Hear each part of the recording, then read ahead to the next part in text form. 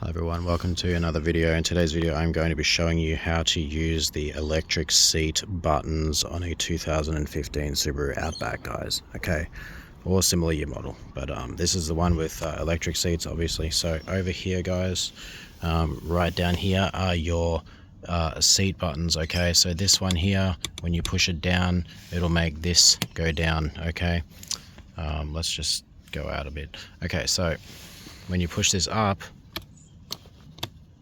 I think I have to have the fucking... Okay, this goes down, that goes down, okay. So, that goes down, this one goes up, okay? Push this back to make the chair go back. Push this forward to make the chair go forward, alright? This one here activates your back, forward and back.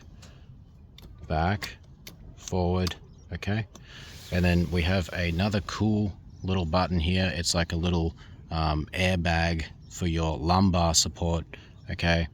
Push this one to make it go outside more towards your back. So that'll